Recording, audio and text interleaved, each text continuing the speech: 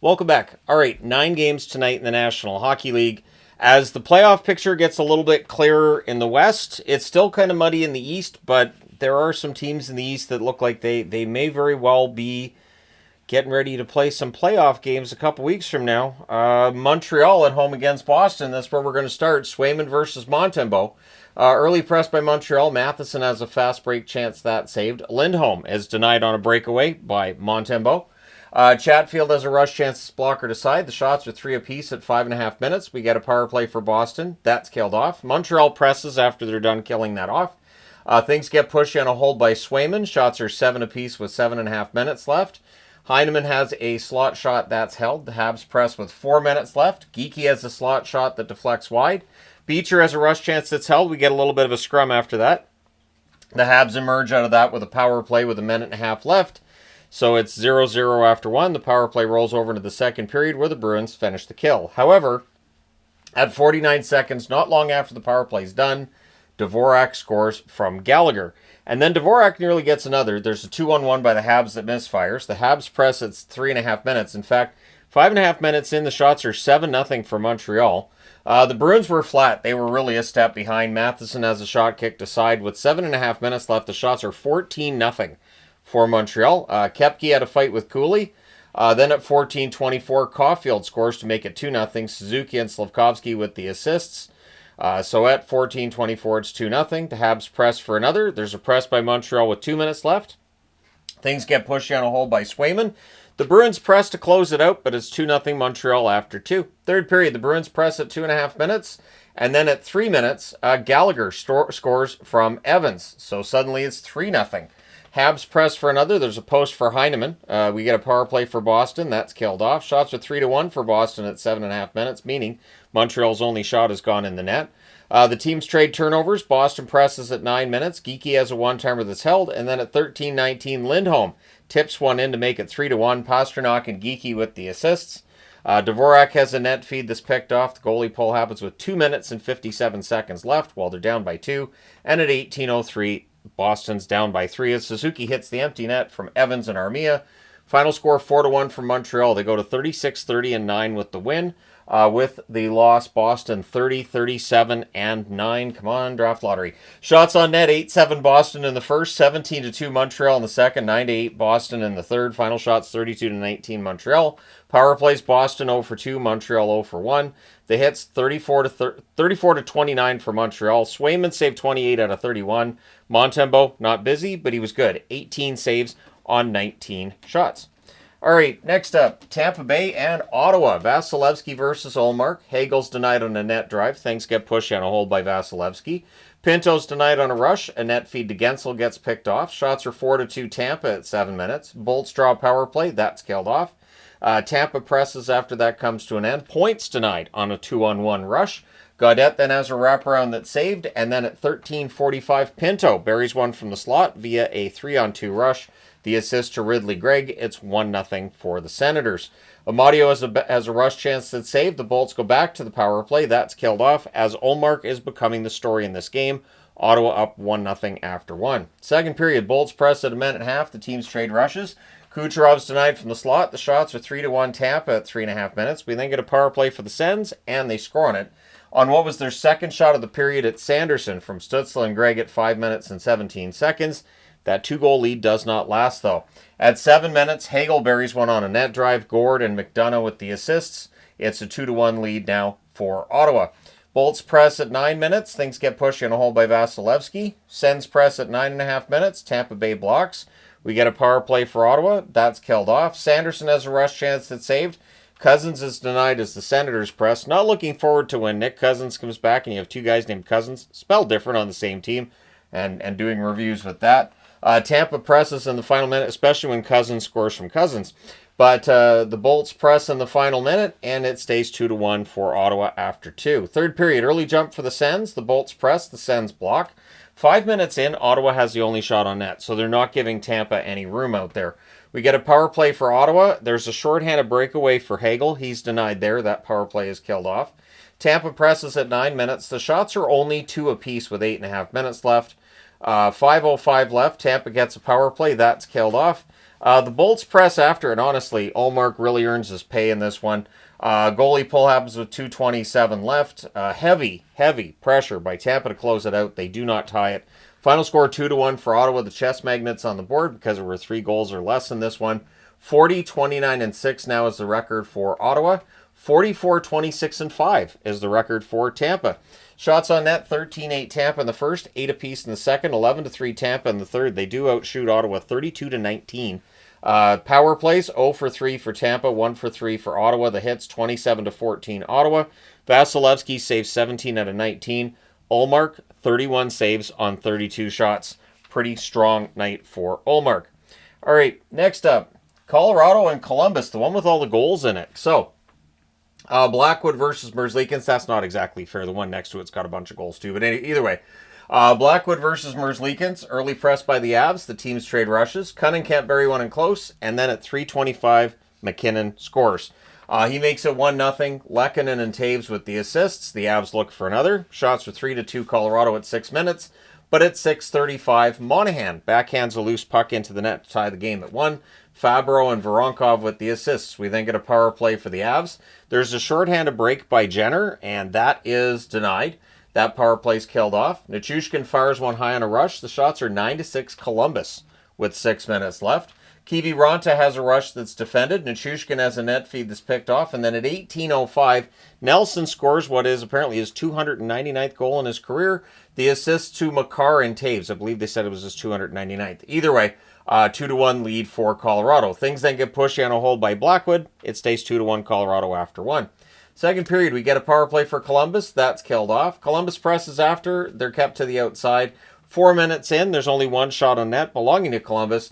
And then at 4:16, Aston Reese puts one through Blackwood. Short side, the assist to Olivier, so that ties the game at 2. Fantilli to Kent Johnson, there's a near miss there. Columbus presses at 6.5 minutes. Things get pushy on a hold by Merzlikins. And then at 7:56, Jenner gives Columbus the lead at 3-2. The assist to Jack Johnson and Kent Johnson. This was a game with a lot of Johnsons. The Avs press at 9 minutes. Sillinger fires one wide on a rush. And then at 12:39, Coyle wires one via a 3-on-2 rush. The assist to Wood and Eric Johnson. Then at 14:02, Kelly scores from Drury. So all of a sudden, it's a 4-3 lead in favor of Colorado. We get a power play for Columbus. That's killed off. Then with 1 minute and 50 seconds left, the Avs get a power play, and they score on it. Makar with his 30th of the season. Not a lot of defensemen get 30-goal years. Makar's now one of them. The assist to McKinnon and Coyle at 19:22. It is 5-3 lead in favor of Colorado after 2. Third period, Columbus presses in 1.5 minutes. 3.5 minutes in, Colorado has the only shot, and they score on their second shot at 3:59. It's Taves from Makar and McKinnon. Then at 5:48, Wood scores from Coyle, makes it 7-3. It's pretty obvious at that point who's winning this. Shots are 4-3 Avs at 6 minutes. Columbus presses at 8 minutes. With 5.5 minutes left, the shots are actually 8-6 for Columbus. And with 2:15 left, Columbus gets a power play to try to get it closer. That's killed off. The final score 7-3. Colorado goes to 47-26-4 with the win. With the loss, Columbus 34-31-9. This loss combined with the win by Montreal puts the playoff odds for Columbus at much longer. Shots on net, 12-10 Columbus in the first, 14-9 Colorado in the second, 9-8 Columbus in the third. Final shots 32-30 in favor of Colorado. Power plays, the Avs 1 for 2, Columbus 0 for 3. The hits 22-15 for Columbus. Blackwood saves 27 out of 30. Merzlikins 21 saves on 28 shots. He was replaced by Tarasov, who saved all 4 shots in relief. All right, next up. Pittsburgh and St. Louis. So Jari versus Hofer in this one. The only shot on net belongs to St. Louis 3 minutes in, and then at 3:32, Rust scores from McGroarty. McGroarty with his first National Hockey League point. It's 1-0 in favor of Pittsburgh.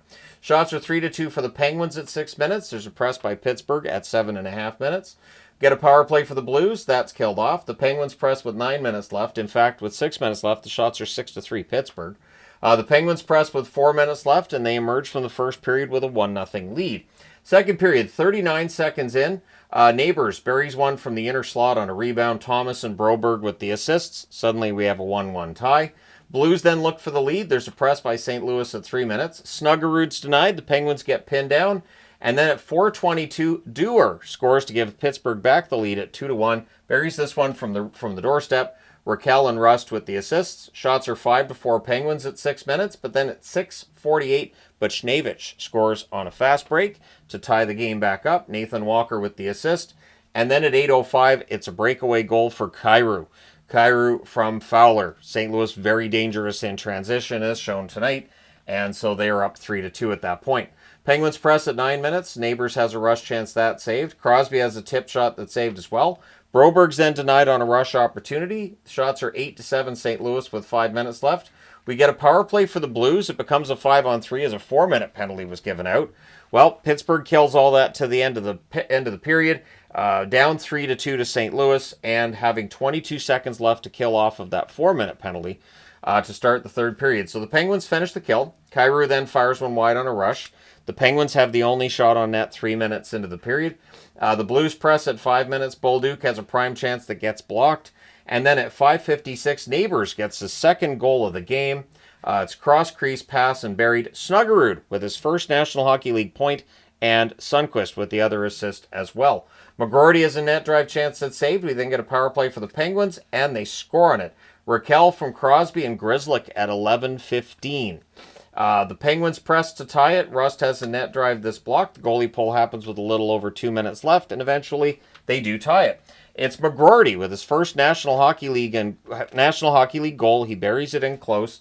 The assist to Koivunen and Raquel at 19:36. That might be Koivunen's first NHL point as well. We have a 4-4 tie. We're going to overtime. In the overtime, the Blues control early. Rust steals. The Penguins set up. The Blues then get a power play, which Mike Sullivan vehemently disagreed with, and the Blues score on it. It is Thomas with a wrister from the left circle. The assist to Kyrou at 2 minutes and 12 seconds, and Mike Sullivan applauded the officials before exiting the bench. So he was not happy. St. Louis wins this one 5-4 in overtime. That's their 11th straight victory. They go to 42, 28, and 7 with the win. With the overtime loss, Pittsburgh 30, 34, and 12 on the season. Shots on net, 8-4 Pittsburgh in the first, 10-7 St. Louis in the second, 13-3 Pittsburgh in the third, and St. Louis had both shots in the overtime, including the shot that matters. Final shots 28-19 for Pittsburgh. Power plays, Pittsburgh scored on the only one they had. St. Louis was 1 for 5. The hits 22-20 for St. Louis. Jarry saves 14 out of 19. Another rough stat line for him. Hofer, 24 saves on 28 shots. Not a fantastic save percentage, but he gets the victory while getting Binnington a little bit of rest.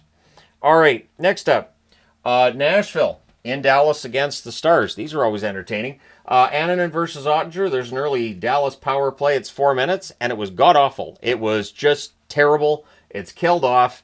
I don't think they had a shot. The shots are 3-1 Nashville at 5.5 minutes. The Stars press at 6 minutes. Dallas gets stuck on one shot, though. They don't get shots during that pressure.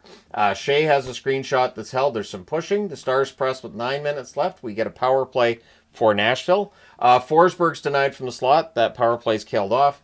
Bunting hits the outside of the net, and it's 0-0 after 1. Second period, early jump for Dallas, but we get a press by the Nashville Predators at 3.5 minutes, and at 4:37, Stamkos goes far corner from a sharp angle. The assist to Forsberg and Blankenberg. 1-0 Nashville. So, watching this, I was like, if Dallas could start on time, but at any rate, we've been talking about that with Dallas lately. But they did have a decent second period. Shots were 3-1 Dallas at 6 minutes. Duchesne fires one wide on a rush. 30 minutes into the game, though, Dallas did only have 9 shots on net. So, it's definitely a topic of concern, is playing the full 60 minutes for Dallas. We get a power play for the Stars. That's killed off. Bunting to Osterley gets picked off. Steele has a slot shot. That's blocked out. Stars press with 5 minutes left. And then in the final minute, they score. At 19:24, Granlund tips in a net feed to tie the game at 1. Duchesne and Marchment with the assists. And so it's 1-1 after 2. Third period. 39 seconds in, it's a turnover and it's in the net. It's Marchment from Duchesne and Harley, and that just seemed to take the starch out of Nashville.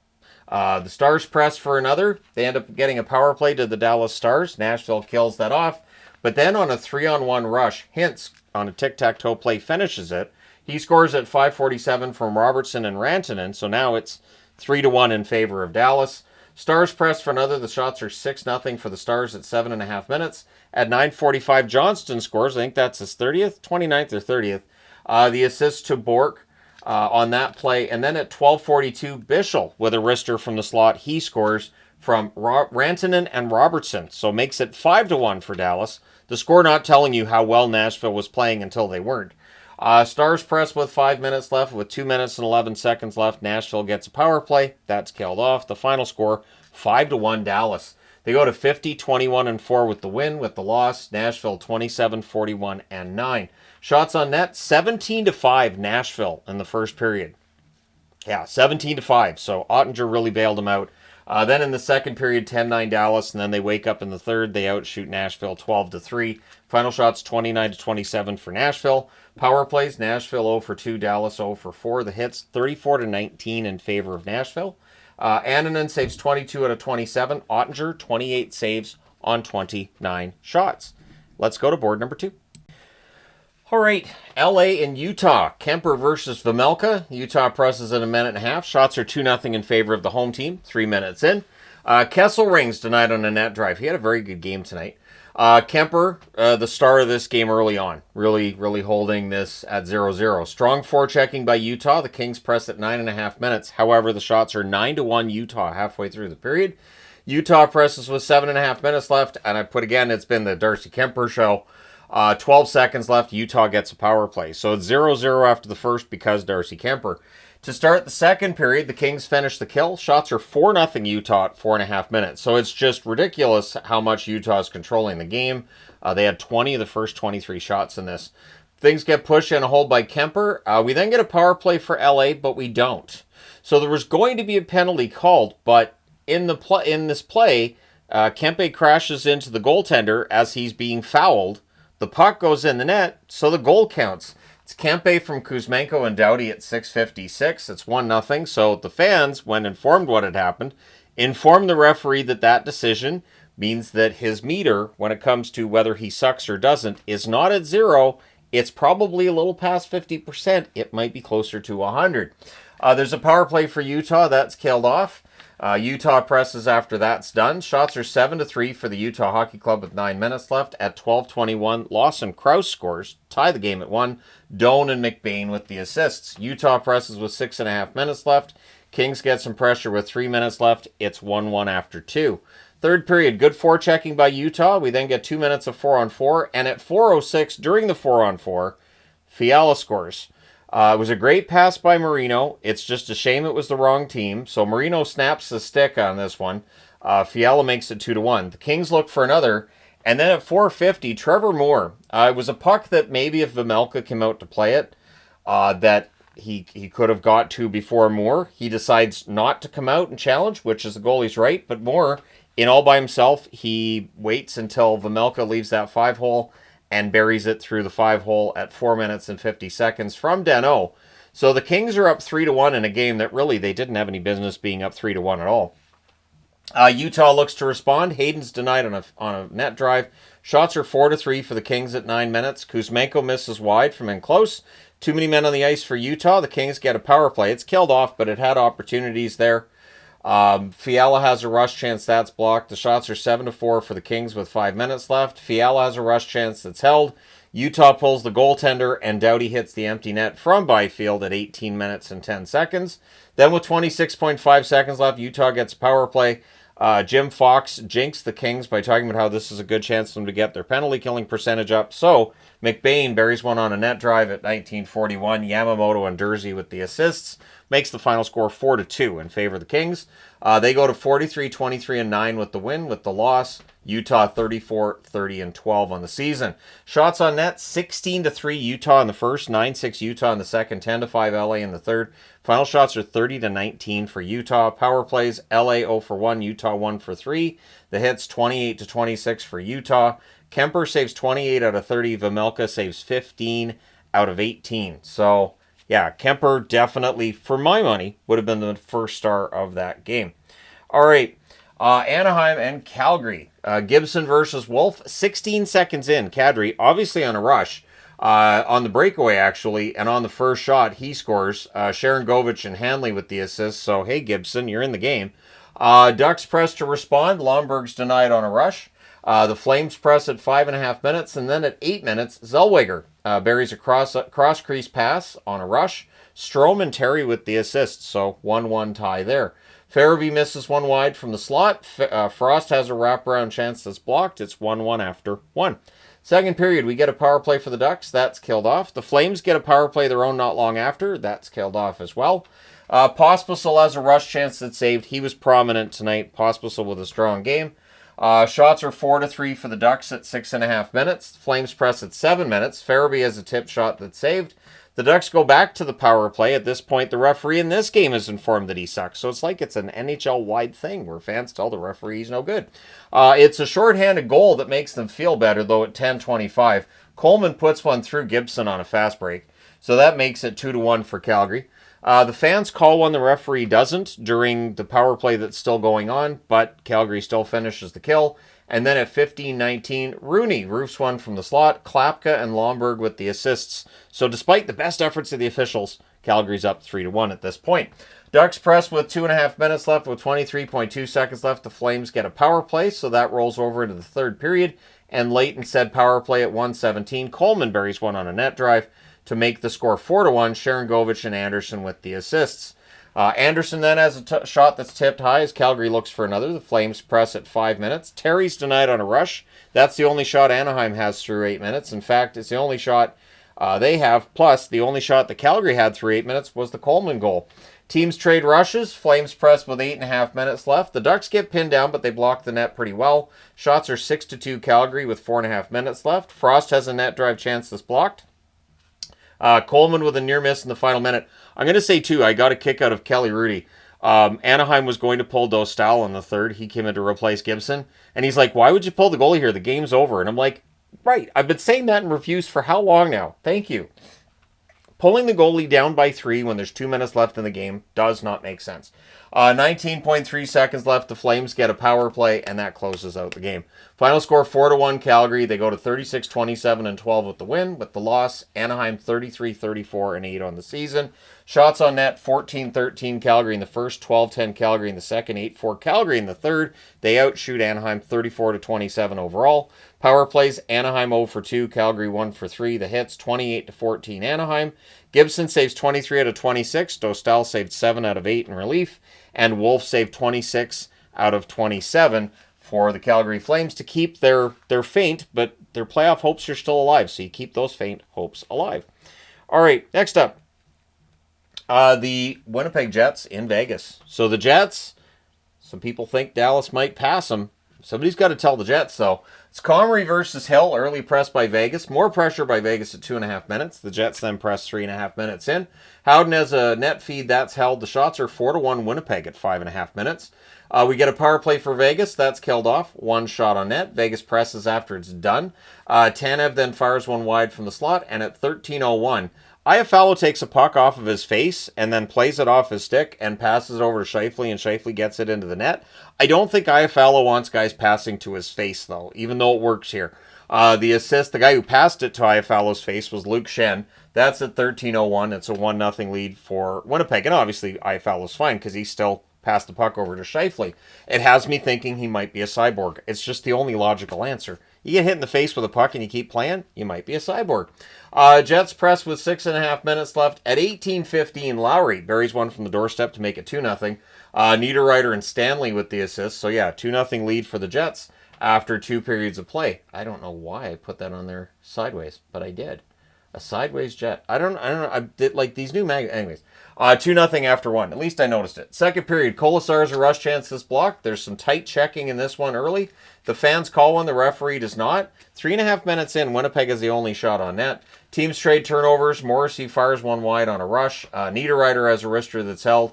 7.5 minutes in, the shots are 3-1 Winnipeg. It was a very tight game in this one.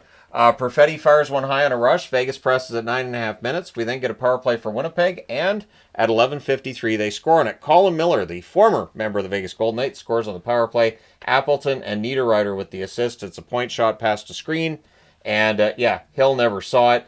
Stone then misses an open net on a rush. Vegas presses with 4.5 minutes left. Jets get some pressure with 4 minutes left, and then Stone has a wrister that's held. It's 3-0 Winnipeg after 2. Third period, Jets are forechecking well, and they're doing it to the point where 4 minutes in, nobody has a shot. Vegas presses at 5 minutes. We get a power play for Winnipeg. Ehlers took a puck to the knee, which looked like it sucked. It just did. He went over and sat on the bench, but that looked painful. So there's pretty aggressive penalty kill by Vegas because they have to. They're down by 3. They do kill that off. Scheifele to Connor gets picked off. Eichel has a shot that's held as Vegas gets some pressure. Pearson's denied from the slot. Vegas presses with 9 minutes left. It's kind of the standard Vegas third period. They're all over Winnipeg. They're out shooting them 10-1 with 8.5 minutes left.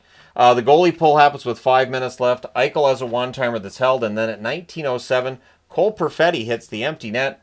Kyle Connor with the assist. So the final score in this one's 4-0. The Tony the Tiger Magnets on the board because Comrie was great. Winnipeg goes to 52-20-4 with the win. With the loss, Vegas 45-22-8. And now they're not that far ahead of LA. And we'll talk about this game here as well because obviously that's going to affect the picture in the Pacific. Shots on net in this one, 11-5 Winnipeg in the first, 8-7 Winnipeg in the second, 15-3 Vegas in the third. Final shots 27-22 for the Vegas Golden Knights. Power plays, Winnipeg 1 for 2, Vegas 0 for 1. The hits 29-24 for Winnipeg. Comrie, 27 saves for his 4th career shutout. Hill saved 16 out of 19. Akira Schmid came in the third period in relief, and he saved both shots that he faced before that empty netter went in when he wasn't in the net. And so Winnipeg, huge win tonight. Last game of the night, Edmonton in San Jose against the Sharks. So Pickard versus Romanov. Shots are 3-1 for the Oilers 3 minutes in, so they came out and played well to start with.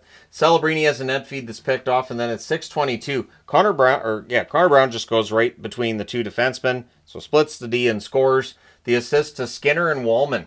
The Oilers press at 7.5 minutes, but at 8 minutes and 10 seconds, Jack Thompson buries one on a pass from behind the net. Wenberg and Ferraro with the assists. San Jose's tied this at 1. Shots are 7-6 for the Sharks with 9 minutes left. The Oilers press with 7 minutes left. Sharks press with 6 minutes left. And Grundstrom is denied from the slot before the period's done. It's 1-1 after the first. Second period, Celebrini has a rush chance that's held. We then get a power play for the Oilers, and they score on it. At 2:59, Arvidsson scores from Draisaitl and Bouchard. The Oilers have the lead back at 2-1. Sharks look to respond. The shots, though, are 4-1 for Edmonton 4 minutes in. Kulak has a shot that's held as the Oilers press. In fact, Kulak had a ton of opportunities in this one. Sharks press at 7 minutes, and at 8:48, on a rush, cross-ice pass is buried by Toffoli. He scores from Ferraro and Celebrini, so Celebrini with a point tonight. That ties the game at 2. We then get a power play for Edmonton, which means the referee sucks. He's let known that, hey, you suck at your job. You're not good at it. If every ref that gets told he sucks quit his job, the NHL would be out of referees in about 24 hours. But that power play's killed off. Draisaitl exits. He got shaken up a bit. There are a few different plays where he could have been shaken up. They showed. He's snake bit right now. He just came back from an injury not too many games ago. I think it was 2 games ago. And he could be out for a bit. I don't know if it's the same injury, if he re-aggravated it. No idea. It's all a mystery. We'll probably get some kind of clarity tomorrow on whether or not he's going to be back before the regular season's done. The Oilers press with 8.5 minutes left. My guess is they'll say he's day-to-day and they won't clarify when he's coming back. Kulak has a one-timer that's held, and at 14:57, Skinner tips in a point shot for his 15th of the season. Bouchard with the assist. It is a 3-2 lead for Edmonton. We get a power play for the Sharks. That's killed off. It's 3-2 Oilers after 2. Third period, Eklund has a net drive that's held. The Sharks press at 1.5 minutes. There's a near miss for Toffoli. The rebound is cleared. Shots are 4-0 for the Oilers at 6 minutes. So San Jose's getting opportunities. They're not hitting the net. There's a mask save on Kapanen. The teams trade rushes. Stetcher's denied and close. This is where they announce Draisaitl will not return to the game. So once again, we'll probably find out over the coming days how long he might be out. The Oilers press with 7.5 minutes left. Sharks press with 4 minutes left. I thought they were going to tie it and force overtime because 7:30 start and all that. Ryan Nugent-Hopkins has a rush chance that's saved. The goalie pull happens with 2:45 left, and there was a post on the empty net for Skinner. And I was really sure at that point, I was like, oh, they're totally going to tie it. But they didn't. The Oilers hold on. They win 3-2. They go to 44, 26, and 5 with the win. With the loss, San Jose 20, 45, and 10. So there may need to be a video on the race for first place in the Pacific, because now it is a race, because Vegas has lost back-to-back games and the Kings and the Oilers seem to be heating up. We'll see if that's still the case going forward. Shots on net, 13-11 San Jose in the first, 17-9 Edmonton in the second, 10-7 Edmonton in the third. Final shots, 38-29 for the Oilers. Power plays, Edmonton 1 for 2. San Jose did not score on the only power play they had. The hits, 17-15 Edmonton. Pickard saved 27 out of 29. Quietly, he's putting up some really good numbers right now. Romanov did as well. 35 saves on 38 shots. Georgie might be a good goaltender. San Jose might have themselves something if they decide to go with Askarov and Romanov. But that would be next season. At any rate, let me know your thoughts regarding today's games in the comment section below, as always. Don't forget to hit like and subscribe in the event you may not have done so already. Thank you guys so much for all your support. It's greatly appreciated. I will talk to you again soon.